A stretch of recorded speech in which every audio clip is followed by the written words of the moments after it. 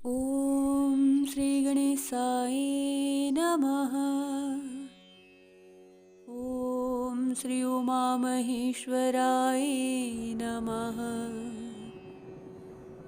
ॐ श्री नर्मदेश्वर महादेवाय नमः। बोलिए श्री गौरी शंकर की जय। आप सभी का राम दर्शन चैनल में हार्दिक स्वागत है। आज हम सभी श्रवण करने वाले हैं जया एकादशी व्रत कथा।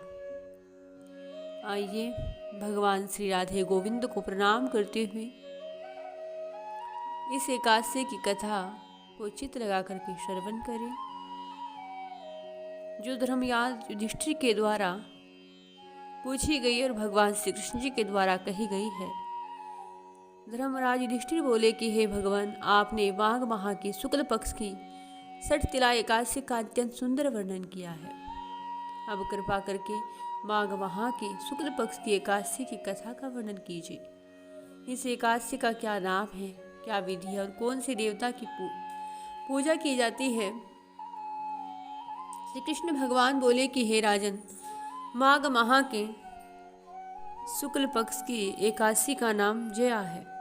इस एकादशी के व्रत करने से मनुष्य ब्रह्म हत्या के पाप से भी छूट जाते हैं और अंत में उनको स्वर्ग प्राप्त होता है। इस व्रत से मनुष्य को योनि यथार्थ भूत प्रेत पिशाच आदि की योनि से भी छूट जाता है। ऐसा इस एकादशी के व्रत का प्रभाव है। इसकी मैं एक पौराणिक कथा कहता हूँ। एक समय इंद्र नागलोक में अपनी इच्छा से अप्सराओं के साथ रमण कर रहा था और गंधर्व गान कर रहे थे।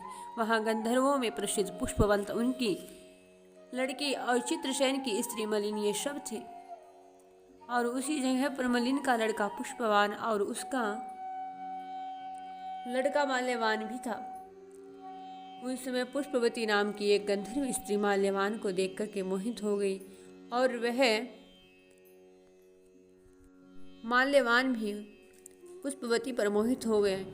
और फिर इंद्र ने जैसे ही उन्हें नाच गाने के लिए बुलाया तो दोनों गए और अप्सराओं के साथ गाना शुरू किया, परंतु कामदेव के प्रभाव से उनका मन न लगा और शुद्ध गान करने लगे। उनकी भाव भृंग्या को देख करके इंद्र समझ गया और इंद्र ने अपना अपमान जान करके उन्हें श्राप दिया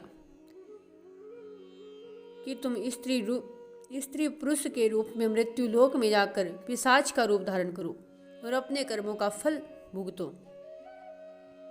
इंद्र का श्राप सुनकर के दोनों अत्यंत दुखी हुए और हिमाचल पर्वत पर पिशाच बनकर के रहने लगे। रात दिन एक क्षण भी उन्हें निद्रा नहीं आती थी और इस स्थान पर अत्यंत ही सर्दी थी। एक दिन पिशाच ने अपनी स्त्री से कहा, न मालूम हमने पिछले जन्म में ऐसा कौन सा पाप किया है जिससे हमें यह दुखदायी पिशाच देह प्राप्त हुई। देव योग से एक दिन माघ माह के शुक्ल पक्ष की जया नाम की एकादशी आई और इस दिन दोनों ने कुछ भी भोजन नहीं किया, न कोई पाप कर्म ही किया। इस दिन केवल फल फूल खाकर ही दिन व्यतीत किया और महान दुख के साथ पीपल के वृक्ष के नीचे बैठ रहे।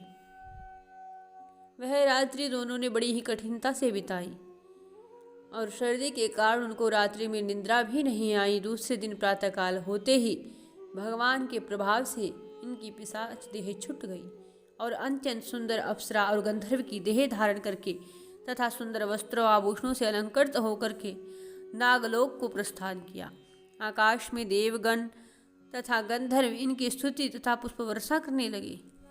नागलोक में जाकर के इन दोनों ने देवराज इंद्र को प्रणाम किया और इंद्र को भी इन्हें अपने प्रथम रूप में देख करके महान आश्चर्य हुआ और इनसे पूछने लगे कि तुमने अपनी पिशाच देह से किस प्रकार छुटकारा प्राप्त किया।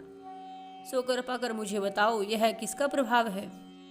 इस पर माल्यवान बोले कि हे देवेंद्र, भगवान श्री विष्णु के प्रभाव तथा जया एकादशी के व्रत के पुण्य से हमारी पिशाच देह छूटी है।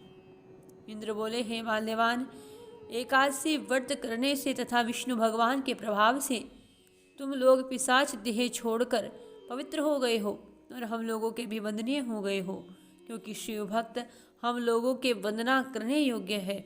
अतः आपको धन्य है, धन्य है।